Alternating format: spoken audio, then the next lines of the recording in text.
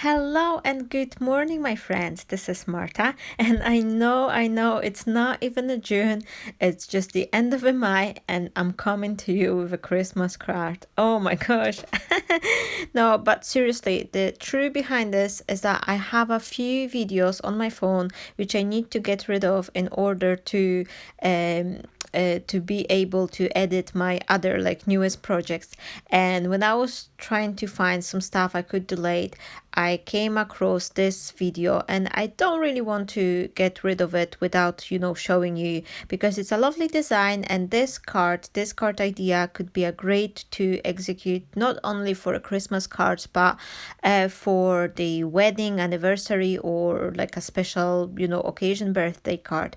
I have a few bits I've changed. As you can see on the right side, I have the card I've made in the past, and now I am trying to use the same layout, but just to create a little bit different card. I'm creating a card for a couple, so I thought the second I spot those two coffee cups, like a hot chocolate mugs, I thought it will be a perfect for a Christmas card for a couple. For my color combination, I'm using this like a gold coppery color specialty paper, and this very pale like a I don't even know, it's like a blue sage color. It's something in between the blue and green, but it's a pearl paper, and it's got this nice shininess, so I thought it will be looking nice on my card. I'm using this pale bluish greenish color as my matting for my layers, and I'm just leaving a teeny tiny border around all my elements just to enhance it and just to really make the card looking more special. This is my tip. So whenever you're creating a card and you want to give it a bit more like done look, like that you put a more work into it, you can add a few layers underneath your front panel, and I guarantee to you that your card will be looking much better, like that it will instantly show as that you put a lot of work into your project. I found this A6 size little design paper, and I'm just gonna embellish it with this piece of the lace I have. To me, this piece of lace is a little bit too wide, so I'm just cutting one side just to trim it a little bit, and that way it's not gonna be covered too much of the lovely paper. I believe this little piece comes, that Christmas paper, it comes from this element books I was showing you at the beginning. And this book was actually the book of the cats. It was actually included as a free gift in one of the crafting magazine. But to be honest, I could not tell you which one it was. And it's only a recent thing for me. I've started marking my like free stamps and other like elements which I'm receiving through the magazines. Before that, I never ever mark which issue, which paper was that, and I do have a large collection of them, but it's all mix and match. And the reason behind it, I never actually like pay attention to write down on the packaging which issue of the magazine was it, is because back in the days I never ever thought actually I'll be courage enough to start recording the videos. So right now, the all the magazines I'm buying now, and they coming through my subscriptions, the first thing I'm doing, I'm just taking a piece of a black marker and mark which issue is it, so in case I use it in a project I could tell you. But before, I never done it because I don't know. I never realized that I could just make a YouTube videos. I was always like watching, never ever thought I could do it myself, but here we go, here I am. So I'm sorry if sometimes I can't tell you exactly the precise information. All I know, this book of the elements was included in the magazine. And funny enough, because I do have an additional book, a very similar book of die cutting elements, and this one I actually bought in a workshop. And the only one difference, they're very similar, they have lots of common designs, but the difference in between them is that the one I've bought in a workshop, it doesn't have those golden foil added to them. So I'll leave you link to that one if I find it, if it's still available. But if not, there is still half a year, and I'm sure that plenty companies and like, I don't know, even like on a craft stash, I'm sure you'll be able to find some like die cutting elements for a Christmas theme when the time will come. I'm using my forever favorite Pavo die, and I really like to frame it like my cards, just to add to the front panel, because this die is just unbelievably beautiful. This lace is so gorgeous and it's so elegant, and it automatically takes your card to next level. So I really encourage you to have a little bit investment and buy yourself like one or two those big lacy lovely finished die, because it's a great design, and you can add it to your card, whether it's gonna be like on the top and bottom or only on the one side. But this little piece of the lace, it will just change your card and make it so nice and elegant. I'm having a piece of a black kids fan foam, and I'm just using my poking tool just to mark myself the area where I have to cut. And whenever you have a bigger panel and you would like to raise it, it's a better idea just to use some sort of like a foam sheet rather than those like a dimensional squares, because first of all, you will have to use a plenty of those little squares, and if you're not gonna have like enough like a even spread behind your card, that way your card will become wonky with the time. So I whenever I want to raise a bigger you know a bigger panel, I always try to either use a kids fan foam, or sometimes you've got those very like a thin foil, which is added to the baskets of the grapes in the grocery shop. So whenever I buy a package of the grapes, I always save this thin foam, and this is what I'm gluing behind my cards as well. Or you could also use a piece of a cardboard, or literally anything you have, and what could add a little bit dimension, but it will be like provide you with the even coverage on the back of your panel. So that way, because if you would add just like 4 or 6 dimensional squares, your card will just start bending, and it's not gonna be looking very good, especially if you're planning to add a lot of embellishment like I'm doing it here on the front panel. So I want the card to really hold nicely. uh, Another thing I like to do is that I like to wrap the corners of my card with this piece of a ribbon, because it's just add this nice finish, and it's additional thing which adding a lot of interest to the card, and it doesn't take a long time, and it's very easy to do. You can do it on the opposite corners, or sometimes I just do on one corner, and then on the other side I just stick a nice big bow made from the same color ribbon, and it still looks very nice, and it's just something I like to do. I must say it's quite unusual for me to record a Christmas video whenever we haven't even reached summer yet. I hope you wouldn't mind to just watch it, in the summertime.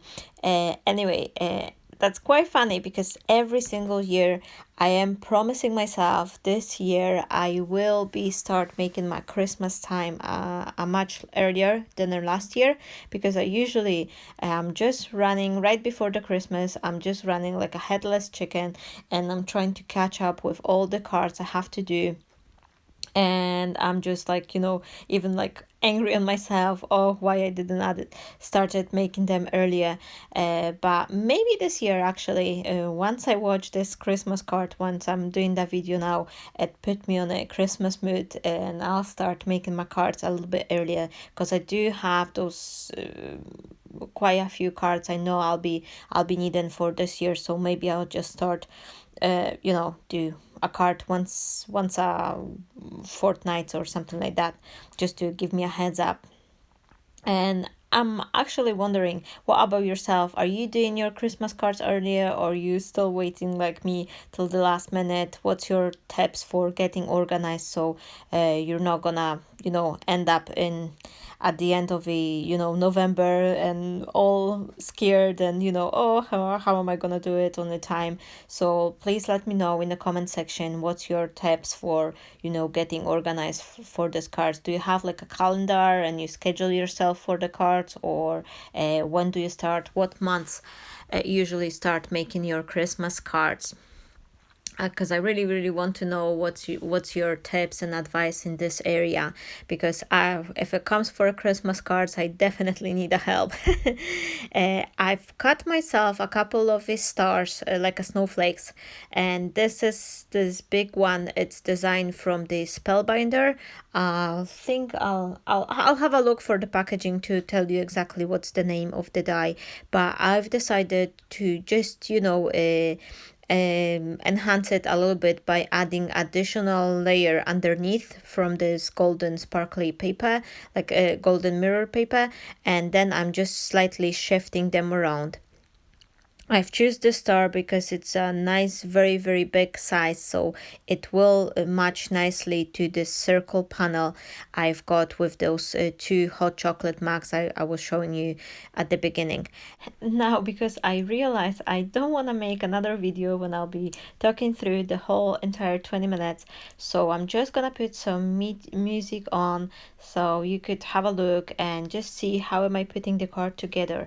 And then at the end of the video, I will also show you a few different cards which I made using this similar, like this idea for this card with this pavo dice panel on the side, and I just made a few other cards so you could have a look and compare that by switching the elements, like choosing different colors or different embellishment. You could get totally different look. So have a look on that, and that maybe just give you inspiration as well, because sometimes if you've got those days when you feel like you don't really have a good idea, you would like to create something but you don't know what you could do, or you just need a card but you have zero ideas. So sometimes it's good to just grab one of your old projects, the one you really, really like and you are proud of, and just work around it. Just change some embellishments, just choose totally different, like color papers, or like different flowers and other like little elements, but you will see you will be able to create a lovely project based on your previous idea. This is what I quite often do, because obviously it's almost impossible to I'm trying to not never repeat my cards. I never do exactly the same two of them. However, once I design a good layout, I'll stick to it for a few different cards, like if I'll make a card for different people, my friends, family, or some of my customers, I'll like to base have a good layout, and then I know that the card, whatever color scheme or embellishment I will choose, the card will really look great. So this is something you could take for your crafting as well. So whenever you don't have idea, just go back to the cards you really like and try to create something similar. So I hope you will enjoy the rest of the video, and thank you so much for coming here, and I hope you really don't mind seeing my card, Christmas card in end of May. But like I said, I just want to get rid of this video footage I have on my phone, because I really have a couple very pretty cards, and they're big projects, so they take a lot of space, and right now I am not able to edit them because of the lack of space. So I hope you enjoyed the card. I wish you all a wonderful day and lots of creative idea, and please let me know what you think about this design, and if you have any tips or something you would like to add, and just give me some advice. I will warmly welcome it as well, because I'm making those videos to also not only share with you my knowledge and my experience, but also to ask for your advice and your thoughts about my card making, because that way I could take something for myself and learn from it as well. So thank you so much, and then I'll maybe just say something at the end of the video, but right now I'll just put the music, and I hope you will enjoy it.